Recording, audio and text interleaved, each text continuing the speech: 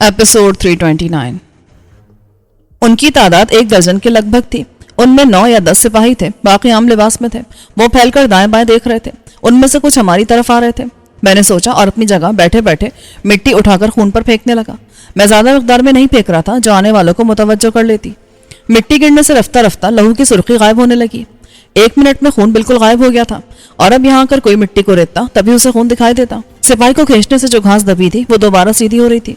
बाकी ऐसा कोई निशान नहीं था जो आने वालों की तवज्जो खींचता। मैं वापस आया तो रुबैर खुद को एक दरख्त में अच्छी तरह छुपा चुकी थी। मैंने उससे मुखालिफ सिंध में दूसरे दरख्त का इंतखाब किया और अंदर घुसकर खुद को पोशीदा कर लिया।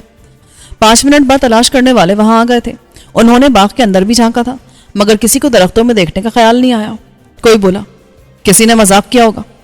अगर ये मजाक है तो बहुत ही भोंडा मजाक है। दूसरे ने कहा, वो लाश वाले दरख्त के पास खड़ा हुआ था और जरा सी शाखें हटाकर देखता तो उसे भोंडा मजाक करने वाला फौरन नजर आ जाता। सवाल यह है कि मजाक करने वाला कोई होगा भी तो वो मजाक करके कहाँ गायब हो गया। पहले वाले ने कहा, यहाँ मौजूद दस्ता कहाँ चला गया।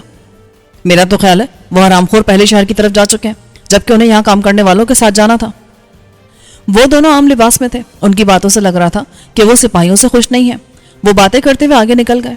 उनके दूर जाने के बाद में दरख्त से बाहर आया और रुबैर को अपनी जगह रहने का कहकर बाग के किनारे तक चला आया। बाहर झांकने पर मुझे मैदान में फैले सिपाही नजर आए मगर वो जंगल की तरफ जाने से गुरेज कर रहे थे। अलबत्ता चिल्ला चिल्लाकर उन लोगों को आवाजें दे रहे थे जो उनकी किसी आवाज का जवाब अब नहीं दे सकते थे।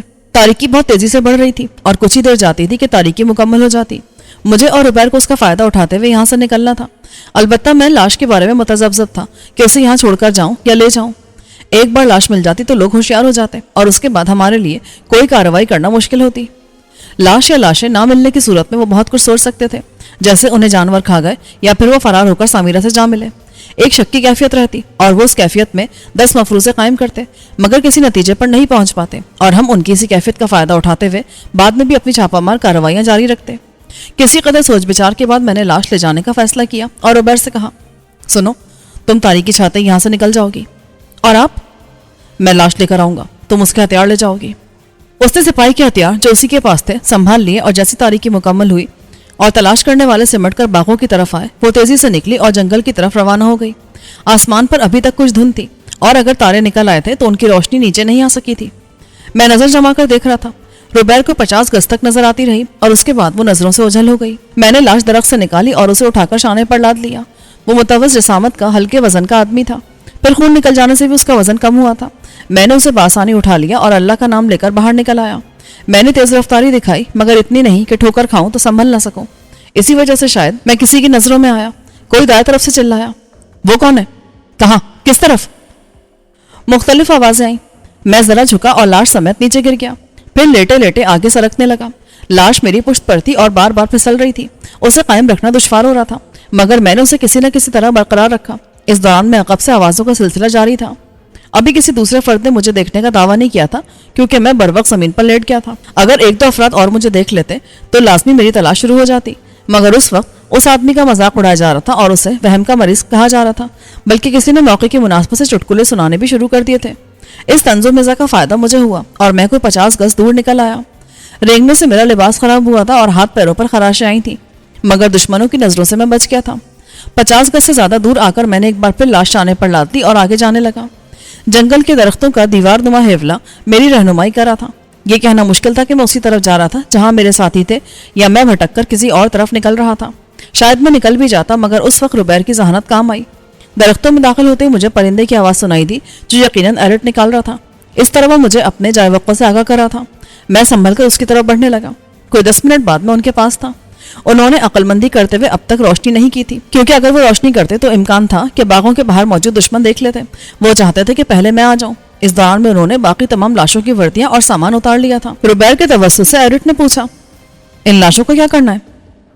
लाशों की खातिर दूर जाना खतरा मोल लेने के मुतरादिफ था और ये काम बहुत दुश्वार साबित होता। हम इस उम्मीद में भी लाशें यहाँ छोड़कर नहीं जा सकते थे कि उन्हें अस्मार या दूसरे जानवर तनावुल फरमा लेंगे, इसलिए एक तरकीब पहले से ही मेरे जहन में मौजूद थी।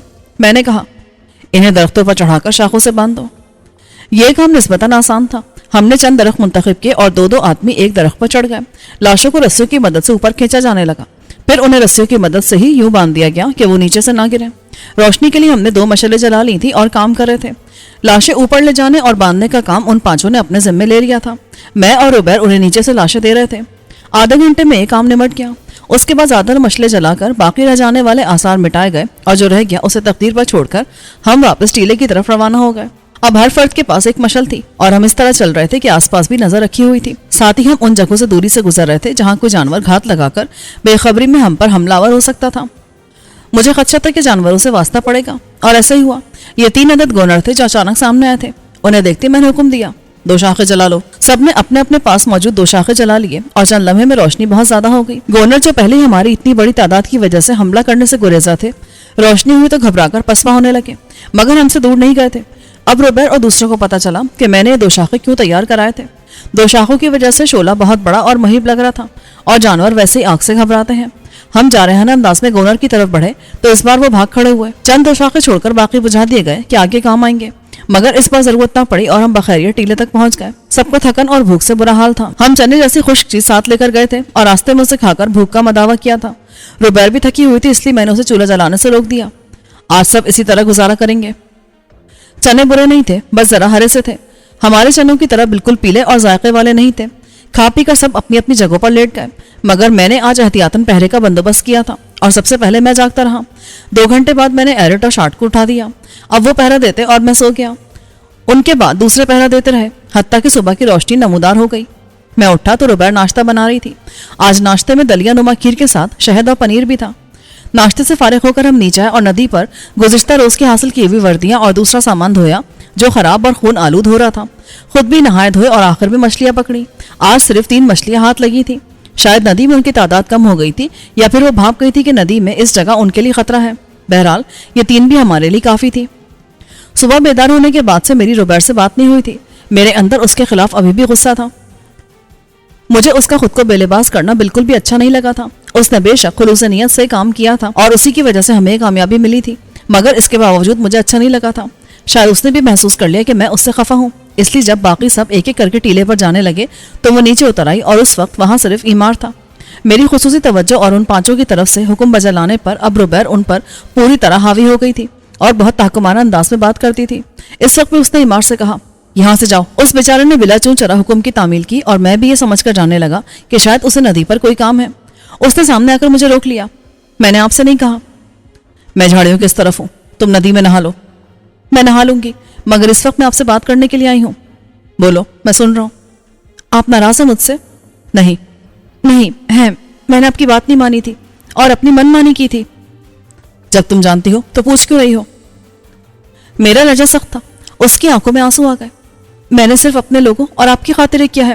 مجھے کسی نے نہیں دیکھا سوائے آپ کے. تمہیں یوں دیکھنے کا حق مجھے بھی نہیں ہے. سمجھ لے مجبوری تھی جیسے اس وقت تھی جب میں بھٹکتی ہوئی آپ کے پاس آئی تھی. تب بھی تو لباس نہیں تھا میرے جسم پر. مجھے اس موضوع سے الجھن سی ہو رہی تھی اور اسے ختم کرنے کا واحد طریقہ میری سمجھ میں یہی آیا کہ میں بات ختم کر دوں. ٹھیک ہے مگر اب تم میری مرضی کے خلاف ایسی کوئی حرکت نہیں کرو گی. آپ مجھ سے ناراض نہیں ہیں؟ نہیں. سچ؟ اس نے اچک کر میرا رخسار چوم لیا. وہ بالکل سامنے اور پاس تھی. مجھے موقع ہی نہ ملا کہ میں اس سے بچتا. میں جھیپ گیا. یہ کیا حرکت ہے؟ شکریہ کا اظہار. روبیر ہمارے یہاں عورتیں ہیں لڑکیاں اس طرح شکریہ ادا نہیں کرتی. اچھا میں آئندہ خیال رکھوں گی. اس نے جلدی سے وعدہ کر لیا.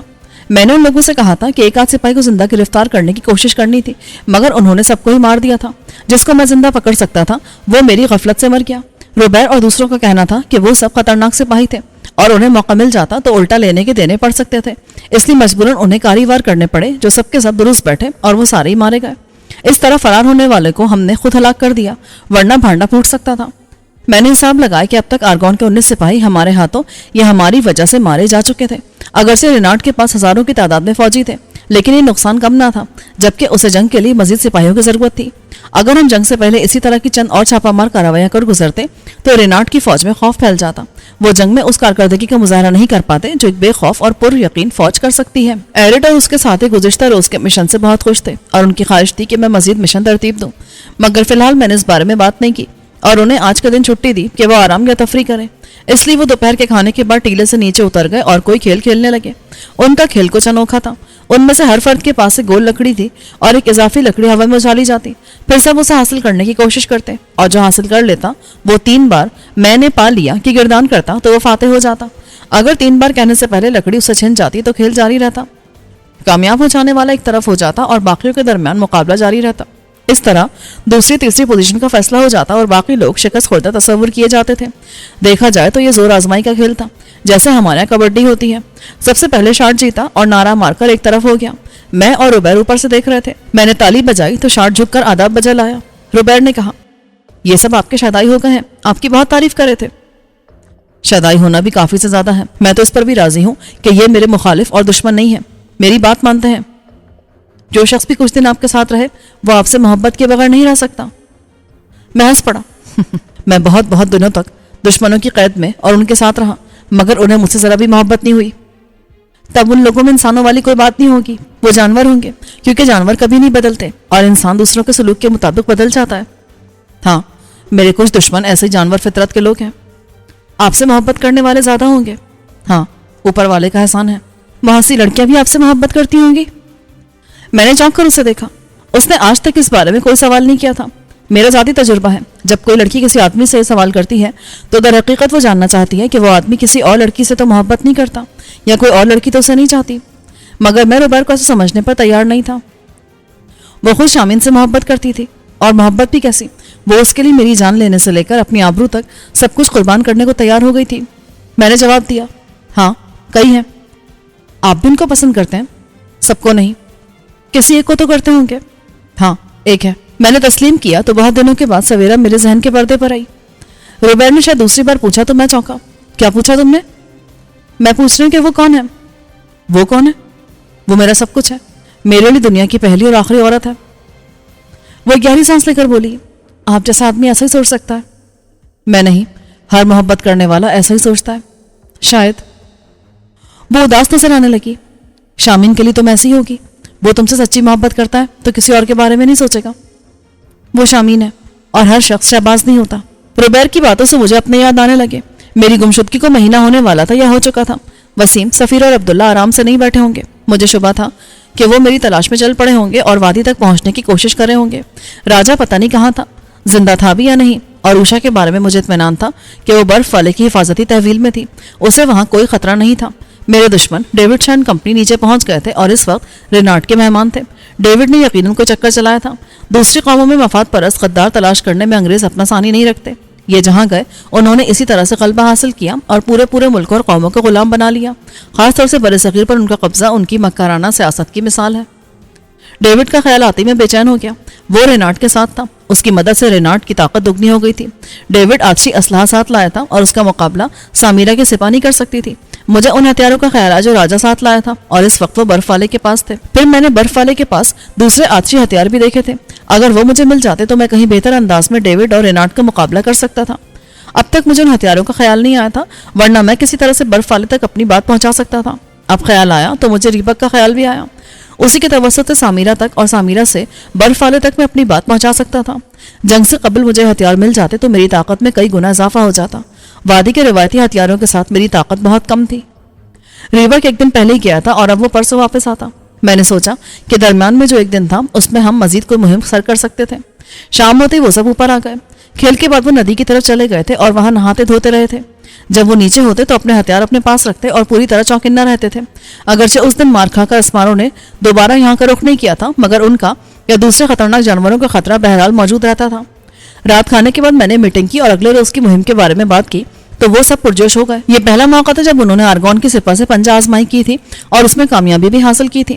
اس کامیابی نے ان کا حوصلہ اتنا بڑھا دیا تھا کہ وہ براہ راست دھاوے کا سوچ رہے تھے. ایرٹ نے ان کی طرف سے تجویز پیش کی کہ ہمیں اب باغوں میں گھس کر وہاں موجود سپاہیوں پر حملہ کرنا چاہیے. انہیں یقین تھا کہ آرگون والے ان کا مقابلہ نہیں کر سکیں گے. میں نے نفی میں سر ہلایا. میرا مقصد یہ نہیں ہے کہ باغ کے سپاہیوں پر حملہ کرتا رہوں. ایرٹ حیران ہوا. تو پھر کیا مقصد ہے آپ کا، اور کل والا حملہ کیوں کیا تھا؟ کل والا حملہ اور جو حملہ ہم کل کرنے کی کوشش کریں گے یہ سب آنے والے بڑے مقصد کی تیاری ہے. بڑا مقصد؟ ہاں، ہم براہ راست جنگ میں شامل نہیں ہوں گے، بلکہ جس وقت آرگون والے قلعے سے نکل کر ہمارے قلعوں پر حملہ آور ہوں گے ہمیں آرگون میں گھس کر وہاں قبضہ کرنا ہوگا. ان کے لیے یہ بات ناقابل یقین تھی. آرگون پر قبضہ؟ اور ہم 7-8 افراد کریں گے؟ قبضے سے مراد شہر پر قبضہ نہیں ہے بلکہ ہمیں ان تمام لوگوں کا خاتمہ کرنا ہے جو اس فتنے کے پیچھے ہیں. ان میں ریناٹ اور اس کے ساتھی سر فہرست ہیں. ایمار ہچکچایا. اب موبد والے بھی اس کے ساتھ ہیں؟ شاید تم یہ کہنا چاہ رہے ہو کہ ہمیں مہا پجاری اور دوسرے پجاریوں کا مقابلہ کرنا پڑے گا. اس کے لیے انہوں نے ہی ہمیں مجبور کیا ہے. وہ غیر جانبدار رہتے تو ہم بھی غیر جانبدار رہتے، مگر اب یہ ممکن نہیں ہے. بہرحال ہمارا اصل نشانہ ریناٹ اور اس کے ساتھی ہیں. ان میں وہ لوگ بھی ہیں جو باہر سے آئے ہیں، اور میرے اصل دشمن وہی لوگ ہیں. بات رفتہ رفتہ ان کی سمجھ میں آنے لگی، اور جب میں نے اصل مہم ان کے سامنے رکھی تو ان کا جوش و جذبہ ذرا ماند پڑ گیا. وہ سنجیدہ ہونے کے ساتھ ساتھ کسی قدر خوفزدہ بھی نظر آنے لگے، اور یہ اچھی بات تھی. وہ معاملے کی سنگینی کو محسوس کر رہے تھے. اگر وہ اسے لاپرواہی سے لیتے تو لازمی بات تھی وہ اس کے لیے ویسی تیاری نہیں کرتے. ایرٹ نے بھی وہی بات کی. اس کا مطلب ہے ہمیں پہلے سے زیادہ تیاری کرنی ہے، اتنی تیاری جو ہمیں کامیابی دلا سکے. بالکل. تیاری کے دوران ہم جتنے مشکل مراحل سے گزریں گے آگے ہمیں اتنی مشکل نہیں ہوگی. ہمارے پاس افراد کم ہے. ایمار بولا. یہ اتنے یا اتنے ہی اور لوگوں کے بس کی بات نہیں ہے. میں نے سر ہلایا. تم ٹھیک کہہ رہے ہو، ہمیں مزید افرادی قوت کی ضرورت ہے، مگر مجھے ایک ایک بندہ تم لوگوں کی طرح چنا ہوا چاہیے. کوئی کمزور یا غدار ہمارے درمیان آ گیا نا تو وہ پورے مہم کی ناکامی کا باعث بن سکتا ہے. ریبک اس معاملے میں بہت محنت کر رہا ہے. ایرٹ نے کہا. اسی نے ہمیں چنا اور ہم سے بات کی، پھر سامیرہ سے ملاقات کرائی، اور تب ہمیں آپ کے پاس آنے کا موقع ملا. وہ اس کام کے لیے اور نوجوان بھی چن رہا ہے. در حقیقت ہمارے پاس وقت نہیں ہے، کیونکہ آرگون والے کسی بھی وقت حملہ کر سکتے ہیں. اگر انہوں نے کل حملہ کر دیا تو؟ ایمار نے پوچھا. تب ہمیں فوری طور پر آرگون کا رخ کرنا ہوگا. ہم مزید لوگوں کے آنے کا انتظار نہیں کر سکتے. مگر ہم آرگون میں داخل ہوں گے کیسے؟ ایرٹ کے سوال کا جواب میں نے ٹالنے والے انداز میں دیا. یہ میں تمہیں عملی طور پر دکھاؤں گا. جب وہ سب سونے کے لیے لیٹے تو متفکر تھے. ان کا کھلنڈرا پن مفقود ہو چکا تھا. یہ ضروری تھا، کیونکہ جوانی کے جوش کے ساتھ اگر ہوش شامل ہو جائے تو مقصد میں کامیابی کے امکانات بڑھ جاتے ہیں. روبیر زیادہ تر ترجمہ کرتی رہی تھی اور اس نے گفتگو میں حصہ نہیں لیا تھا، مگر مجھے لگ رہا تھا کہ وہ مجھ سے بات کرنے کے لیے بے تاب تھی. ایسا ہی ہوا. جب سونے کے لیے سب لیٹ گئے تو وہ کیبن سے باہر آئی اور مجھ سے بولی. آپ سے بات کرنا چاہتی ہوں. میں سمجھ گیا کہ وہ مجھے کیبن میں لے جانا چاہتی تھی، مگر میں نے مناسب نہ سمجھا کہ یوں سب کے ہوتے ہوئے صرف اس کے ساتھ کیبن میں چلا جاؤں. پہلے ہی اس کے حوالے سے مجھ پر سنگین الزام لگ چکا تھا، اس لیے میں روبیر کے ساتھ ٹیلے کے سیڑھی والے حصے تک آیا. نوجوان اس جگہ سے کسی قدر فاصلے پر تھے اور ہماری گفتگو نہیں سن سکتے تھے، مگر وہ ہمیں دیکھ رہے تھے اور ہم ان کی نظروں کے سامنے تھے. روبیر نے چھوٹتے ہی پوچھا. آپ آرگون میں داخل ہوں گے؟ یہ بات تو تمہیں پتا ہے. میرا اصل مقصد ہی شہر کے اندر خاص حصے تک رسائی حاصل کرنا ہے. تو کیا میں ساتھ چلوں گی؟ مجھے شامین کا خیال ہے. میں نے اس کی طرف دیکھ کر نرمی سے کہا. لیکن پہلے ہمیں ان لوگوں سے نمٹنا ہے جنہوں نے شامین اور اس جیسے بہت سے بے گناہوں کو قید کیا ہوا ہے. وہ ہمارے قابو میں آ گئے تو شامین اور دوسرے خود آزاد ہو جائیں گے. لیکن اگر ہم نے پہلے قیدیوں کو آزاد کرانے کی کوشش کی اور دشمن ہوشیار ہو گیا تو ہمارا پورا منصوبہ ناکام ہو جائے گا. میں سمجھ رہی ہوں اور میں آپ سے متفق ہوں. میں وعدہ کرتا ہوں تم سے کہ شامین کو آزاد کرانے کی پوری کوشش کروں گا. یہ میرے مقاصد میں شامل ہے. مجھے یقین ہے کہ آپ ایسا ہی کریں گے. اچانک اس نے مجھ سے نزدیک ہوتے ہوئے میرے شانے پر سر رکھ دیا اور آہستہ سے بولی. مجھے آپ کا ہی سہارا ہے. میں خفیف ہوا کیونکہ لڑکے دیکھ رہے تھے. میں نے ردعمل میں اس کا سر تھپتھپا دیا. تم بھی سو جاؤ، کل شاید ایک اور سخت دن ہمارا منتظر ہے. وہ چند لمحے اسی طرح رہی، پھر الگ ہو کر کھڑی ہو گئی. اس کے جانے کے بعد میں بھی ٹیلے کے کنارے بیٹھا رہا اور روبیر کی گزشتہ 24 گھنٹے کے طرز عمل پر غور کرتا رہا. اس کے انداز میں تبدیلی آئی تھی، مگر یہ اتنی خفیف تھی کہ اگر میں غیر معمولی حساس نہ ہوتا تو شاید مجھے پتہ بھی نہ چلتا. مگر میری چھٹی حس کہہ رہی تھی کہ میرے لیے روبیر کے اندر جذبات میں تبدیلی آئی تھی. اس کی جسمانی حرکات اسی تبدیلی کے زیر اثر تھیں. وہ جس طرح بار بار میرے نزدیک آ رہی تھی، اپنے وجود کے حوالے سے میرے سامنے لاپرواہ ہو رہی تھی، لفظوں سے مجھ سے قربت جتا رہی تھی. یہ سب اشارہ کر رہے تھے اور مجھے سمجھا رہے تھے. بہرحال میرے لیے نئی بات نہیں تھی. میں نے محتاط رہنے کا فیصلہ کیا. میں نے ٹیلے پر گھاس والا حصہ اپنے لیے مخصوص کر لیا تھا اور بستر آ گئے تھے تو میں اس پر بستر بچھا کر لیٹ جاتا تھا. آج بھی پہرے کے لیے میں ہی جاگ رہا تھا. اندازے سے آدھی رات کے قریب میں نے ایرٹ اور شارٹ کو اٹھا دیا. ان سے کہنے کی ضرورت نہیں تھی. انہوں نے منہ پر پانی کے چھینٹے مارے اور مستعد ہو گئے. میں سونے کے لیے لیٹ گیا. صبح میری آنکھ روبیر کے ہلانے سے کھلی. وہ میرے شانے کو سہلا رہی تھی. اٹھ جائیں، ناشتہ تیار ہے. میں نے اس کا ہاتھ نہیں ہٹایا، مگر یوں اٹھا کہ اس کا ہاتھ خود ہٹ گیا. وہ صرف سہلا نہیں رہی تھی بلکہ اپنی ہتھیلی کی نرمی اور گرمی میرے شانے میں جذب کر رہی تھی. میں نے دیکھا ان پانچوں میں سے وہاں کوئی نہ تھا. وہ سب نیچے جا چکے تھے. میں نے ان کا پوچھا. انہوں نے ناشتہ کر لیا ہے؟ ہاں کر لیا، آپ بھی کر لیں. وہ اٹھتے ہوئے بولی. پہلے میں نیچے آیا، ضروریات سے فارغ ہو کر ندی کے سرد پانی سے خود کو تر و تازہ کیا اور پھر ناشتے کے لیے اوپر آیا. ایرٹ اور اس کے ساتھی نیچے خوش گپیوں میں مصروف تھے. ویسے وہ پوری طرح تیار تھے. جب میں ناشتہ کرا تھا تو انہوں نے ٹیلے کے اوپر پانی پہنچایا. مچھلیوں کا شکار بھی انہوں نے کر لیا تھا. بیل کی خوش ٹوریوں میں پروئی ہوئی کئی مچھلیاں ٹیلے پر کیبن سے لٹکی ہوئی تھیں. روبیر نے انہیں صاف کرنا شروع کیا اور پھر مجھ سے کہا مجھے نہانا ہے. ٹیلے پر نہا لو, خاصا پانی ہے. نہیں, مجھے ندی میں نہانا ہے, آپ میرے ساتھ چلیں. وہ مچل کر بولی وہ لوگ بھی نیچے ہی ہیں, مجھے صرف آپ پر اعتبار ہے, آپ وہاں موجود ہوں گے تو نہاؤں گی ورنہ نہیں. اس نے منہ پھلا کر کہا اور میری تشویش بڑھ گئی کیونکہ یہ انداز محبوبی تھا. تب میں ایسا کرتا ہوں, ان لوگوں کو ٹیلے پر بلا لیتا ہوں, اور اگر وہاں کوئی جانور آ گیا تو. مجبوراً مجھے بھی نیچے آنا پڑا. اس نے ندی کی طرف جانے سے پہلے کہا آپ جھاڑیوں کے اس طرف رہے گا, کوئی ندی کی طرف نہ آ جائے. کوئی نہیں آئے گا. میں نے اس کو یقین دلایا. وہ ندی کی طرف چلی گئی. ایرٹ اور اس کے ساتھی رسی اور لکڑی کی سیڑھی کی مدد سے ٹیلے پر تیزی سے چڑھنے اور اترنے کا مقابلہ کر رہے تھے. میں انہیں دیکھنے لگا. اچانک روبیر کی چیخ سنائی دی. چیخ میں خوف تھا مگر میں نے جھاڑیوں کے دوسری طرف جانے سے گریز کیا اور یہیں سے پوچھا کیا ہوا ہے؟ شہباز آپ ادھر آئے, کوئی اور نہ آئے, جلدی. روبیر کی چیخ ان لوگوں نے بھی سن لی تھی اور پھر اس نے دوسروں کو آنے سے منع کرتے ہوئے صرف مجھے بلایا تھا تو انہوں نے یہ بھی سنا تھا, اور جو آگے بڑھ رہے تھے وہ وہیں رک گئے تھے. میں جھاڑیوں کی دوسری طرف آتا تو روبیر سامنے والے حصے کو کرتے سے ڈھانپتے ہوئے ندی کے کنارے پنجوں کے بل بیٹھی ہوئی تھی, مگر اس نے کرتا نہیں پہنا ہوا تھا, صرف سامنے کیا ہوا تھا. اس کے بال اور جسم گیلا تھا, بظاہر وہ ٹھیک لگ رہی تھی. کیا ہوا ہے؟ شہباز میری پشت پر دیکھیں کیا چپک گیا, مجھے بہت تکلیف ہو رہی ہے. اس کی پشت لباس سے خالی تھی. جیسے میں اس کی پشت پر آیا اس کی شفاف کمر پر چپکی ہوئی سیاہی مائل سبز چیز نظر آ گئی. وہ جس طرح چپکی ہوئی تھی مجھے لگا یہ کوئی جوک قسم کی چیز ہے, مگر جوک لگے تو تکلیف نہیں ہوتی اور اکثر اوقات آدمی کو پتہ بھی نہیں چلتا. میں نے ناخن سے اسے جلد سے الگ کرنے کی کوشش کی مگر وہ اتنی مضبوطی سے چپکی ہوئی تھی کہ شاید روبیر کی کھال کے ساتھ ہی الگ ہوتی. میں نے اس سے پوچھا کہیں اور تو تکلیف نہیں ہے؟ نہیں, بس یہی ہے. کیا چیز ہے یہ؟ وہ رو دینے والے انداز میں بولی کوئی کیڑا ہے جو سختی سے تمہاری کھال سے چپک گیا ہے. تم ندی سے ذرا آگے آ جاؤ. ویسے پانی نہیں لگا تھا کیا؟ ہاں, میں نہا رہی تھی کہ کمر میں تکلیف ہوئی. میں نے ہاتھ لگا کر دیکھا اور پھر اس کو الگ کرنے کی کوشش کی مگر یہ الگ نہیں ہوئی. تب میں ندی سے باہر آئی اور میں نے آپ کو پکارا. میں نے دیکھا جونک نما کیڑے کا سائز بڑھ رہا تھا, یعنی وہ خون پی کر بڑھ رہی تھی. میں نے سوچا اور روبیر کے توسط سے ایرٹ سے کہا اوپر چولہے کے انگاروں سے ایک تیز چاقو گرم کر کے لے کر آؤ, جلدی کرو. روبیر کی بات سن کر ایرٹ مستعدی سے اوپر چڑھ گیا. روبیر اسی طرح بیٹھی ہوئی تھی اور کرتے سے اپنا جسم ڈھانپنے کی کوشش کر رہی تھی.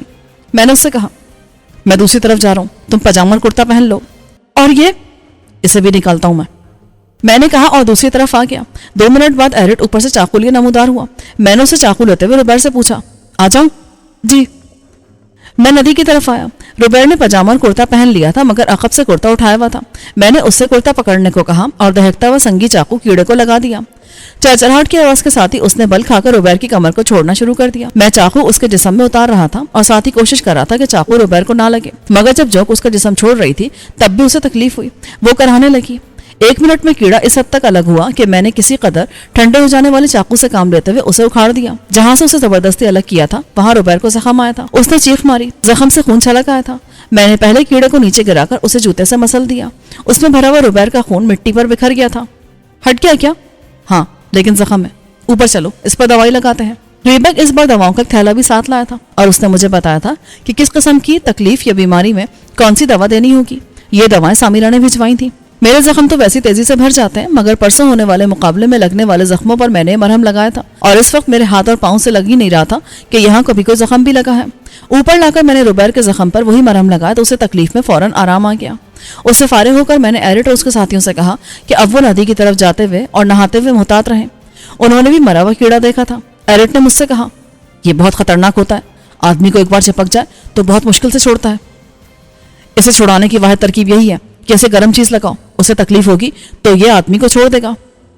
اس کے چپکنے سے بھی بہت تکلیف ہوتی ہے کیونکہ یہ کانٹے نما پنجے کھال میں اتار دیتا ہے. ہاں, اب بس محتاط رہنا. روبیر کو کچھ دوائیاں بھی لینی ہوں گی کیونکہ اس کا زہر طبیعت پر اثر کرتا ہے. ایرٹ کا کہنا درست ثابت ہوا. ہم اوپر آئے تو روبیر بخار جیسی کیفیت میں تھی. اسے سانس لینے میں بھی دشواری ہو رہی تھی. ایرٹ نے دواؤں کے تھیلے میں سے دیکھ کر بتایا کہ اسے کون سی دوائیاں دینی ہیں. میں نے روبیر کو وہ دوائیاں دے دی. وہ نڈھال سی ہو کر لیٹ گئی. میں سوچ رہا تھا کہ آج کی مہم ملتوی کر دوں کیونکہ روبیر کی طبیعت ٹھیک نہیں تھی اور میں اس کو چھوڑ کر نہیں جانا چاہتا تھا, مگر ایرٹ اور اس کے ساتھی بے تاب تھے. ایرٹ نے کہا جناب ہم شام کے قریب چلیں گے اور زیادہ دیر نہیں لگائیں گے. میں نے انکار کیا. آرگون کی طرف جانے اور آنے میں بہت وقت لگ جاتا ہے اور میں روبیر کو اتنی دیر کے لیے اکیلا نہیں چھوڑ سکتا. اگر ہم قلعوں کی طرف جائیں اور وہاں آرگون کے باغات کا حصہ لگتا ہے ہم وہاں کارروائی کر سکتے ہیں. اس میں آدھا وقت لگے گا. ایرٹ کا اصرار جاری رہا. خلاف توقع روبیر نے اس کی تائید کی. یہ ٹھیک کہہ رہا ہے, اس طرف آنے جانے میں اتنا وقت نہیں لگتا. آپ چلے جائیں, مجھے کوئی مسئلہ نہیں ہوگا, میں آرام کرتی رہوں گی. سامرہ کے قلعوں کی طرف جاتے ہوئے راستے میں پہلے آرگون کے باغ اور کھیت آتے تھے. یہ جگہ یہاں سے مشکل سے آدھے گھنٹے کی مسافت پر تھی. ان سے بچ کر قلعوں کی طرف جاتے ہوئے ہمیں جنوب کی طرف سے گھوم کر جانا ہوتا. میں نے غور کیا اور راضی ہو گیا. میں نے روبرٹ سے کہا, تم آرام کرو, ہم جلد واپس آنے کی کوشش کریں گے. میں رہ لوں گی, اس نے یقین سے کہا. تو میں نے ایرٹ کی طرف دیکھ کر اس بات میں سر ہلا دیا. وہ خوش ہو گیا. اس دن دوپہر کا کھانا ہم مردوں نے تیار کیا. روبرٹ نے کھانے سے انکار کیا. کھا پی کر کچھ دیر آرام کیا اور شام ہوتے میں تیاری میں لگ گیا. روبرٹ آرام کرتی رہی تھی اور پھر اسے دوا بھی مل گئی تھی, اس لیے اس کی حالت بہت بہتر ہو گئی تھی. کچھ دیر میں ہم 6 افراد پوری طرح مسلح اور تیار ہو کر ٹیلے سے نیچے اترے. ایرٹ اور اس کے ساتھی جان گئے تھے کہ ان کی کہی بات میں براہ راست سمجھ لیتا تھا, مگر اپنی بات ان تک پہنچانے کے لیے مجھے روبرٹ کا سہارا لینا پڑتا تھا. وہ ساتھ نہیں تھی, اس لیے اب مجھے اپنی بات اشاروں سے سمجھانا تھی. روبرٹ کی مدد سے میں نے پہلے ہی طے کر لیا تھا کہ میں کون سا اشارہ کروں تو اس کا مطلب کیا ہوگا. 10-12 اشارے مخصوص کر لیے تھے اور ان کی مدد سے میں اپنی بات ان سے کہہ سکتا تھا. اس کے باوجود مجھے ان سے بات کرنے میں کچھ نہ کچھ دشواری پیش آتی. ہم جنگل سے باہر آئے اور جھاڑیوں سے بھرے میدان سے ہوتے ہوئے آرگون کی زمینوں کی طرف جانے لگے. اس طرف جاتے ہوئے ہمیں محتاط رہنا تھا کیونکہ یہاں آرگون اور سامرہ کے قلعوں دونوں طرف کی زمینیں آپس میں مل رہی تھیں. آرگون والے میرے دشمن تھے مگر سامرہ کے سپاہی بھی اب میرے دشمن تھے. سومرو نے مجھے قلعے سے نکالتے ہوئے بتایا تھا کہ اگر میں قلعے کے سپاہیوں کو نظر آیا تو وہ مجھے گرفتار کر لیں گے اور اس پر عدالت سے مجھے سزائے موت سنائی جائے گی. ایرٹ اور اس کے ساتھی بھی جانتے تھے, اس لیے وہ آگے تھے اور مجھے پیچھے رکھا تھا. حالانکہ اس کا کوئی فائدہ نہیں تھا. اگر ان کا سامنا سامرہ کے سپاہیوں سے ہوتا تو ہماری وردیوں کی وجہ سے وہ ہمیں دشمنی سمجھتے, اور اگر ہم وضاحت کی کوشش کرتے تو یہ وضاحت الٹا ہمارے گلے پڑ جاتی. آدھے گھنٹے بعد ہم باغات کے نزدیک تھے. یہاں باغ کم تھے اور کھیت زیادہ, جن میں اب گندم نما پودے کی فصل 5 فٹ سے اوپر جا چکی تھی. اس میں روپوش ہونا زیادہ مشکل نہیں تھا, مگر ہمارا مقصد آرگون کے سپاہیوں کے خلاف چھاپا مار کارروائی کرنا تھا. سپاہی باغوں میں ہی موجود ہو سکتے تھے, کھیتوں میں گھسنے کی کوئی تک نہیں تھی.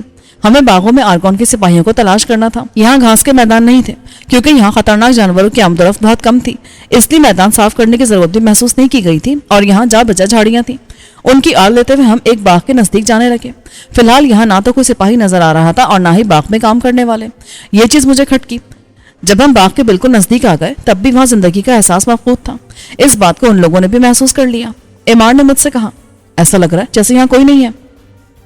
میں نے سر ہلا کر اس کی تائید کی اور پھر انہیں وہی رکنے کا اشارہ کر کے خود آگے بڑھا. میں درختوں کے درمیان آیا. یہاں تمام درخت منظم انداز میں لگائے گئے تھے. میرے جسم پر آرگون کی جنگی وردی تھی. اگر کوئی مجھے دیکھ لیتا تو اپنا ہی آدمی سمجھتا, مگر وہاں دیکھنے کے لیے کوئی نہ تھا. میں نے چند منٹ میں پورا باغ دیکھ لیا. ایسا لگ رہا تھا کہ اس باغ اور اس طرف کھیتوں میں کام کرنے والے افراد آج آئے ہی نہیں تھے, اور جب وہ آئے ہی نہیں تھے تو ان کی حفاظت کرنے والے بھی نہیں تھے. میں نے گھوم کر پورا باغ دیکھ لیا. آرگون سے دور باغات کی پوزیشن کچھ یوں تھی, پھر کچھ حصہ کھیت پر مشتمل تھا, پھر باغ تھا. یہ اصل میں چوکور ساخت کے قطعے تھے جو شطرنج کی بساط کے خانوں کی طرح بنے ہوئے تھے. اوپر سے دیکھا جاتا تو شاید یہ بساط ہی نظر آتی. میں نے پہلے آ کر ایرٹ کو خبردار کیا کہ میں آگے جا رہا ہوں. وہ اس باغ میں آ گئے جس میں کوئی نہ تھا. پھر میں اگلے باغ کی طرف بڑھا. کھیت جس سے میں گزر رہا تھا وہاں کوئی نظر نہیں آ رہا تھا. اگلا باغ بھی ویران ثابت ہوا. میں یہاں سے آگے جانا چاہتا تھا, اس لیے میں نے واپس آ کر پھر ان لوگوں کو بتایا اور وہ اس باغ تک آئے. میں چاہتا تھا کہ ہم میں اتنا فاصلہ نہ رہے کہ ایک پر کچھ گزر جائے اور دوسرے کو علم نہ ہو. وہ دوسرے باغ میں رکے تو میں آگے گیا. میرا اندازہ تھا کہ ہر باغ اور کھیت کا سائز 1 ہیکٹر تھا, یعنی 100 میٹر لمبا اور اتنا ہی چوڑا. چوتھے باغ میں بھی جب کسی کو نہ پائے تو مجھے یقین ہو گیا کہ آج آرگون سے کوئی نہیں نکلا ہے. یہ امر ہر طرح سے تشویشناک تھا. اول یہ کہ رینارڈ کی فوج عنقریب حرکت میں آنے والی تھی اور اس لیے اب غیر عسکری افراد کو قلعے سے نکلنے کی اجازت نہیں تھی. دوسرے مسلسل 3 فوجی دستوں کی گمشدگی نے انہیں چوکنا کر دیا تھا اور وہ اپنی سپاہ کی مزید گمشدگی نہیں چاہتے تھے, اس لیے انہوں نے اپنے لوگوں کو قلعے سے باہر آنے سے روک دیا تھا. غور کرنے پر بھی ان میں سے کوئی وجہ حتمی طور پر میرے دل کو نہ لگی. میں واپس اور اشاروں میں اپنے ساتھیوں کو صورتحال سے آگاہ کیا. ایرٹ نے کہا, اگر ہم باغوں کے ساتھ ساتھ آرگون کے سامنے والے حصے تک سفر کر کے دیکھیں تو صورتحال کا بہتر اندازہ ہو جائے گا. لیکن سامرہ کے آدمیوں سے سامنا ہو گیا تو؟ میں نے اشاروں میں پوچھا. ہم ان کی حد سے دور رہیں گے. میں نے سوچا اور ایرٹ کی تجویز پر عمل کرنے کا فیصلہ کیا. ہم آگے روانہ ہو گئے. ابھی ہمیں 1 گھنٹہ بھی نہیں ہوا تھا. میں نے سوچا تھا کہ ہم 2 سے 2.5 گھنٹے میں واپس آ جائیں گے. اس وقت تک تاریکی بھی چھانے لگے گی یا چھا چکی ہوگی. بہرحال ہمیں زیادہ دیر نہیں لگے گی. ہم آرگون کی زمین کے ساتھ ساتھ جھاڑیوں میں چل رہے تھے. تقریباً 1.25 گھنٹے بعد ہم سامرہ کے قلعوں کی حدود کے پاس پہنچ گئے. یہاں ان کے کھیت اور باغات تھے. ان میں کام کرتے افراد دور سے نظر آ رہے تھے. دوسری طرف آرگون کے کھیتوں اور باغات میں اب تک ایک متنفس بھی نظر نہیں آیا تھا. صورتحال بہت واضح اور سنگین تھی. رینارڈ نے سب کو قلعہ بند کر لیا تھا اور اس کی طرف سے بہت جلد جنگ کی کارروائی ہوتی نظر آ رہی تھی.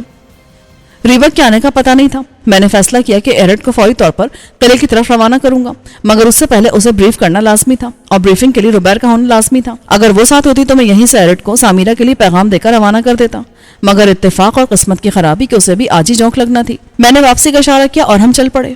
آرگون کے قلعے کے سامنے تک آنے کے چکر میں ہم خاصے دور نکل آئے تھے، اور میرا اندازہ تھا کہ واپسی میں ہمیں رات ہو جائے گی، اور ایسا ہی ہوا۔